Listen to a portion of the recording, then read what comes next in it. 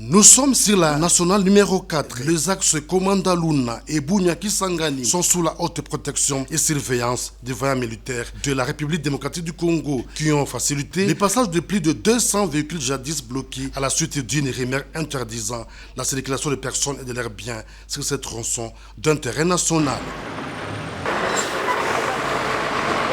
Lieutenant Jules Ngongo, porte-parole du secteur opérationnel de FRDC à Ituri, explique le bien fondé de l'installation du quartier général avancé du secteur opérationnel à Komanda sur instruction du gouverneur militaire de l'Ituri, le lieutenant général Luboyanka Chamadjoni. C'est pour que les actions et les réactions de forces armées sur les ennemis de la paix soient menées de manière prompte, rapide et efficace sur le terrain. Ça, c'est d'une part. D'autre part, c'est pour que le commandant puisse contrôler et corriger les commandements afin de mener à mieux les opérations sur terrain. Voilà la stratégie mise sur pied de guerre par le gouverneur de province et commandant des opérations militaires à Ituri, le lieutenant général Luboyanka Chamadjoni. De Komanda à Luna, à la limite avec le Nord Kivu, le général Nyembo Abdallah, commandant second du secteur opérationnel de FRDC en Ituri, rassure les usagers de la RN4.